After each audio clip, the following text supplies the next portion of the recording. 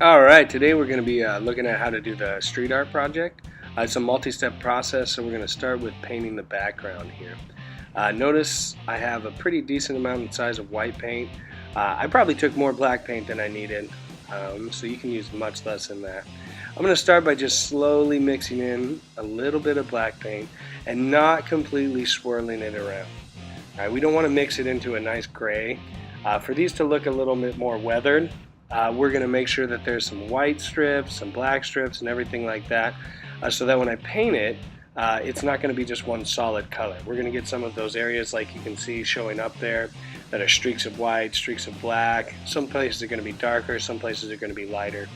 This is going to give it much more kind of back alley type of feel to it, not pristinely painted and everything. For this first part, we're just going to cover this in completely for the whole area there. If you want to lighten up some spots or darken them up, you can just use a little bit of white paint, a little bit of black paint, and blend it in there. As long as it's not dry, it'll stay there. Okay, after I let that dry for a little bit, I'm just going to give this corner edge to it. I tend to like it when they look like this. You're more than welcome to just do a flat-sided wall, but I think they're a little bit more interesting if we give the painting just kind of an overall different type of look to it by adding a back corner. This adds some perspective to it, some light changes and things like that that can make it a little bit more visually interesting. One thing you'll notice is as I'm painting this wall up and off to the left there, my brush strokes are going up and off to the left. It's going to give it that energy that looks like the bricks are headed that way rather than just have them be flat. I like to edge off the bottom edges here with a little darker shadow. There's going to be some kind of dark spots around the bottom there, so putting just a thin line there, mixing it in with the other colors is going to be an easy way to add that shadowing effect. If you start to let your brush go a little dry, you can do a technique that's called dry brushing with acrylic paints, which will give it that kind of airy, almost fluffy look to it like you can see in the bottom left there. We don't always have to keep our brush nice and wet. Next thing I'm doing now is adding the bricks in there. I don't like to cover the whole thing with bricks. I know that would be what it would look like if you were going to see it. There'd be some light and dark everywhere. I think aesthetically for this piece it looks a little bit better.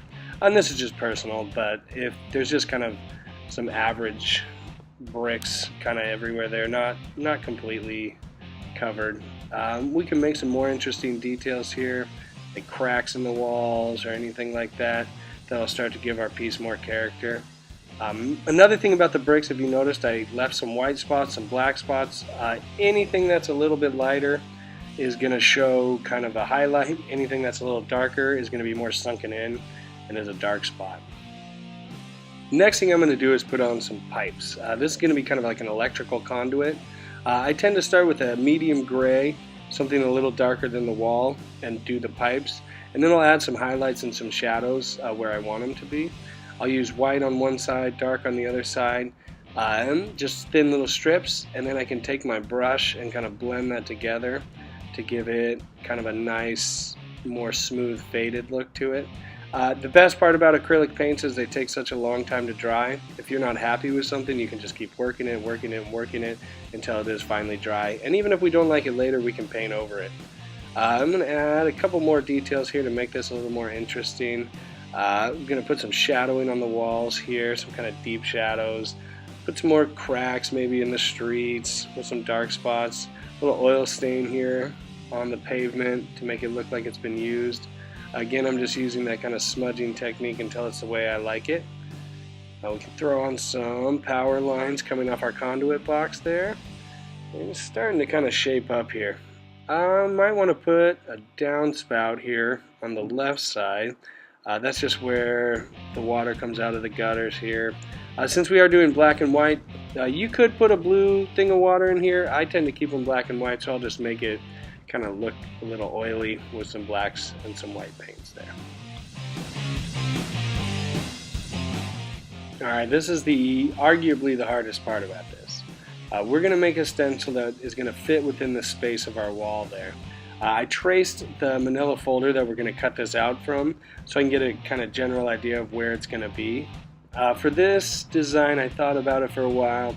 and I was thinking about doing just kind of the perilousness of trying to buy a home in today's society.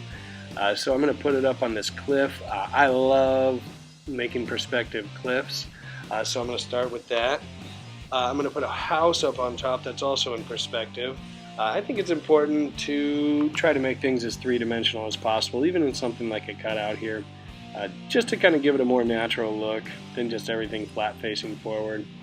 So I'm going to use perspective to create this space here.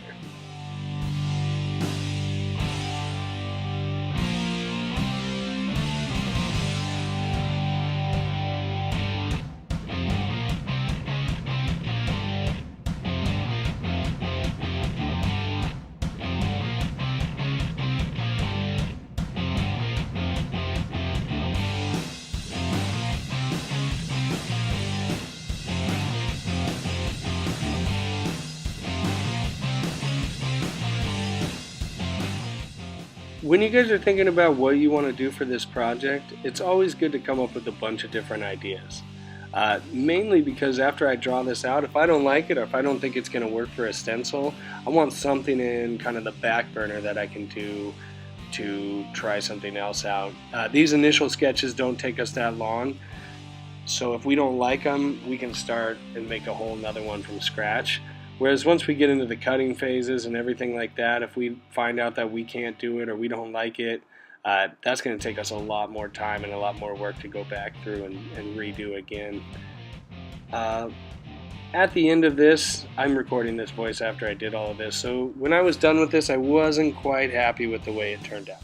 So honestly, if it was me, I'd go back to the drawing table and redo this. The house I like, the cliff I like. I think the biggest problem is this part right here with the guy hanging down from the sidewall there. I ended up cutting him out completely black, and it's really kind of hard to see what happens there. So, you know, we kind of suffer from a time here in class that we have a limited amount of time to do work and everything like that, so the process is what's important, but the final product is always important. So if you're like me and you don't like this, I liked it as a drawing, it just didn't kind of pan out as a stencil, feel free to scrap that idea and start all over again, you guys. Don't just stick with the first thing that's in your mind, okay?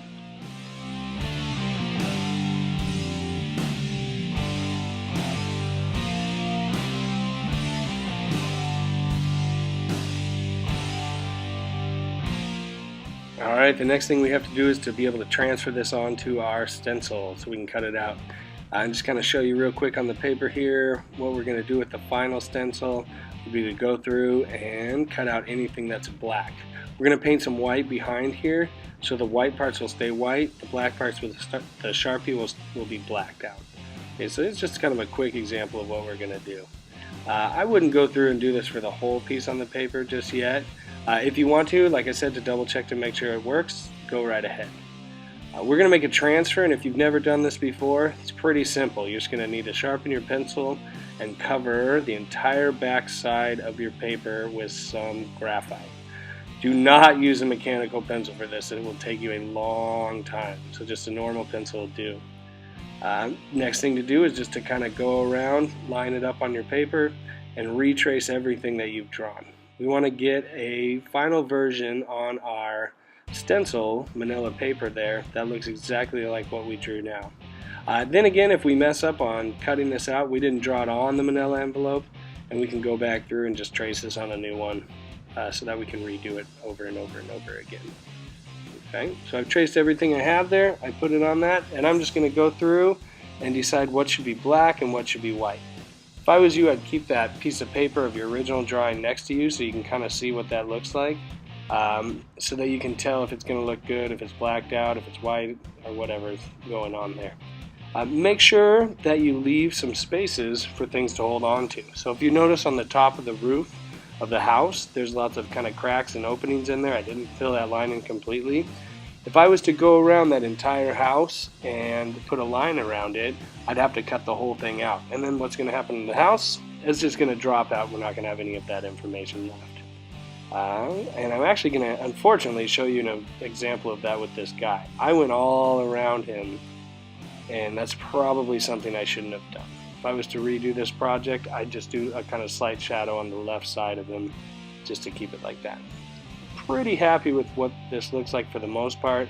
I think with all those black marks on there, you can really get the same information that you would get from the original drawing. So I think I'm going to go ahead and just add a couple more shadows here and leave it the way that it is.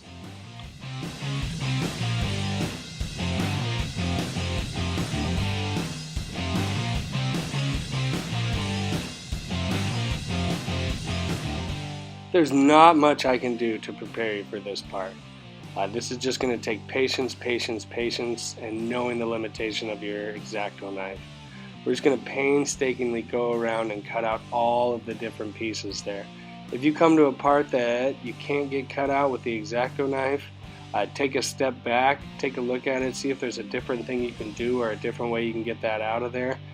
You can do some pretty fine work with an X-Acto knife, but turning and cornering and things like that can be pretty difficult. So you may have to go back to the drawing table on your piece, or maybe thicken some things up if you can't cut around something and it's a little more difficult than you think.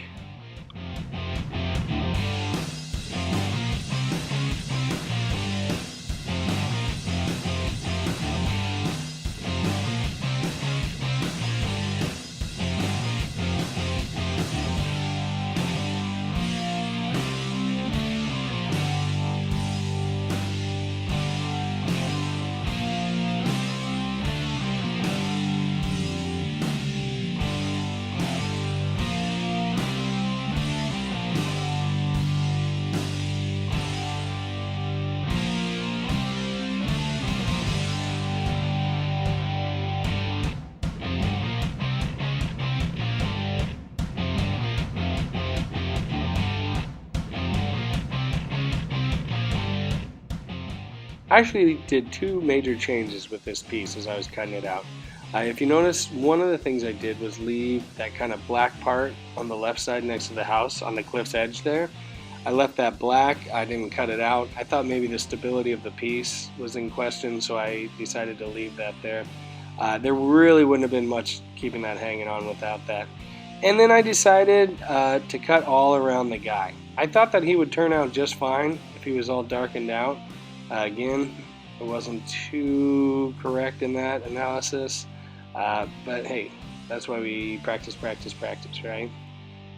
And I also decided not to cut entirely around the money that's dragging him down there.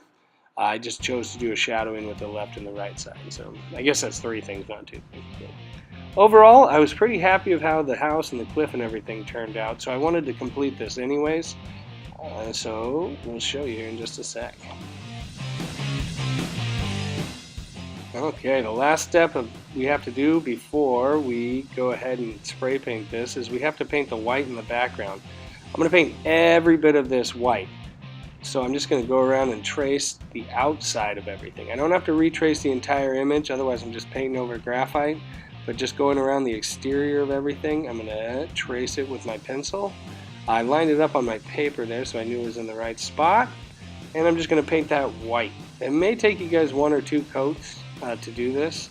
This is really sped up, so I just kind of let it dry for a little bit and went over some spots and let it dry and went over some spots as I was kind of working through there. Sometimes a thin layer of paint actually helps you do that because it dries a little bit quicker than putting things on thicker. Maybe opposite than what you think. Okay, so I'm starting with just a thin layer and covering up every bit of that. We don't want to go outside of those lines that we drew. If we do that, the white part isn't quite as effective as what we wanted it to be. That's part of our drawing, the background. For the stencil artists that do this on the streets, they generally make two different stencils.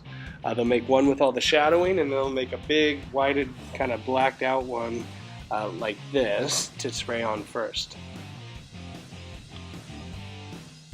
Alright, it's time to finish this up. You want to make sure you line it up exactly where it needs to be, right on top of that white spot.